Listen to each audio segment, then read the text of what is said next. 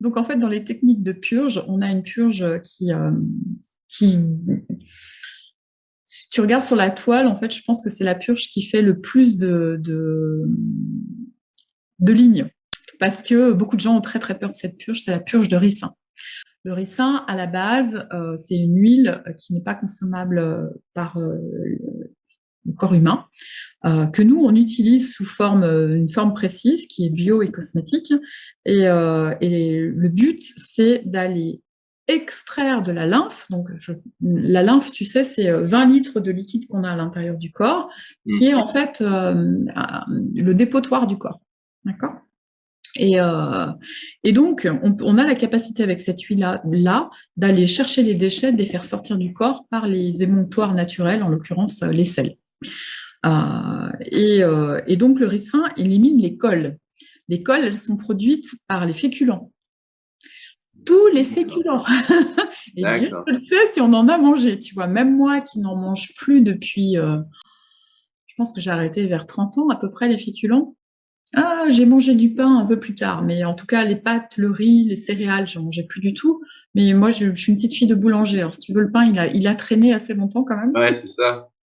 le matin notamment. Et du coup, ça génère ce qu'on appelle ces cols, et c'est ce qui est responsable des idées noires, des dépressions, de tout ce qui coule, nez qui coule, bronchite, asthme, tout ce qui est purulent, en fait, c'est ce qui crée le mucus dans le corps et qui vient aussi encalaminer le cerveau, les organes, les pores de peau, par exemple. Hmm. Donc là, on rentre dans le dur. Hein. Ce que je te raconte, c'est du dur, dur. Ce type de purge, elle doit être, il faut se faire accompagner vraiment. Hmm. Euh, c'est très important parce qu'en fait, quand on va chercher des déchets, ben, ça veut dire qu'on remet tout dans l'organisme. Donc derrière, il peut y avoir des grosses crises de guérison qui sont bien pires que ce qu'on avait avant de prendre la purge. Ah, d'accord. Tu vois, si c'est mal géré. Donc, c'est vrai que c'est bien de se faire suivre 1 an par un hygiéniste pour rentrer dans l'alimentation vivante. Puis après, tu te débrouilles, tu sais faire. Mais au début, voilà, il faut qu'on t'apprenne les techniques et puis surtout pour te rassurer parce que ricin, les réactions sont importantes. Tu sais, quand tu prends une purge ricin, tu peux aller aux toilettes, à la selle et avoir, excuse-moi, mais il faut dire les choses, un gros paquet de glaire, comme si tu venais de te moucher, quoi. Donc, si t'es pas alerté, si on t'a pas expliqué pourquoi, ça fait Hmm. vraiment flipper, quoi. Ah oui, c'est pas la purge la plus poétique en plus, hein. Ah, mais pas du tout. Ça, je te garantis que c'est pas poétique du tout, le ricin. Tu sais, je vais même te dire, le corps, c'est tellement violent pour lui, parce qu'il faut dire les choses telles qu'elles sont. Hein. C'est pas parce que c'est conseillé que c'est pas violent. C'est pour ça qu'il faut être accompagné. Euh, qu'est-ce que je voulais te dire? Ah oui, il crée des ancrages. Donc, par exemple, moi, au bout de 3-4 purges, mon corps avait bien compris que le ricin, c'était pas bon. Ouais. Et quand j'avais décidé que je voulais purger ricin pour telle raison, ça m'est arrivé de poser l'huile de ricin dans la cuisine et de tourner autour pendant 3 jours et de ne jamais me décider à la prendre. C'est-à-dire Ouais. que ça me faisait un tel haut de cœur, tu sais, un tel écœurement, et en fait, c'est le corps qui fait ça. Il rejette. Et- Ouais, j'arrivais pas.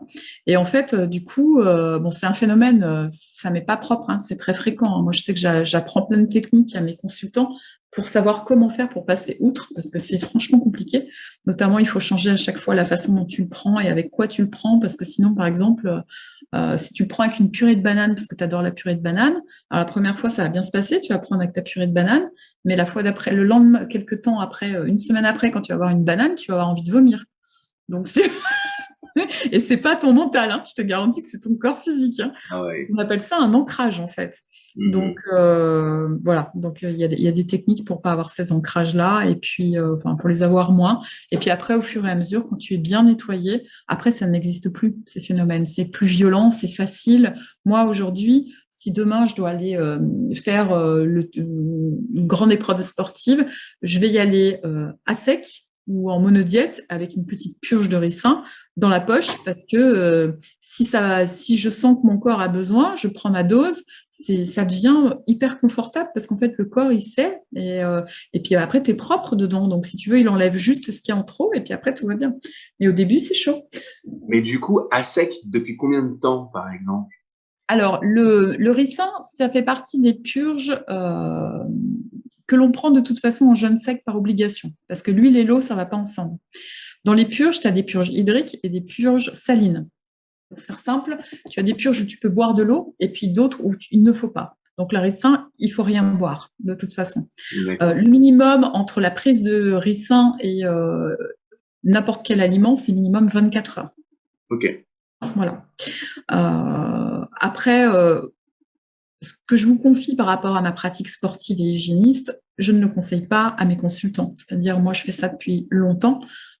J'ai un corps qui est entraîné et surtout, je suis une professionnelle de l'hygiénisme. Donc, en fait, les techniques, je les ai toutes testées sur moi pendant 1 an avant de les prescrire. Ouais, c'est ça. Et surtout, mon corps, il est propre. Donc, tu vois. Il accepte plus facilement aussi peut-être certaines choses.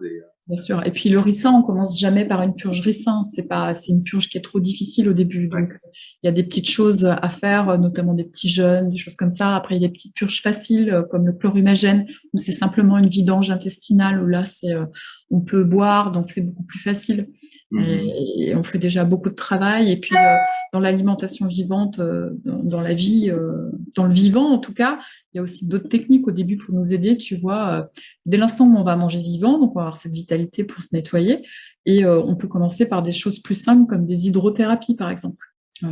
C'est peut-être quelque chose que tu connais. Donc ça, c'est une technique qui est plutôt de naturopathie, où là, on vient laver en surface l'intérieur de l'intestin sans aller chercher encore plus profondément, mais déjà, ça aide.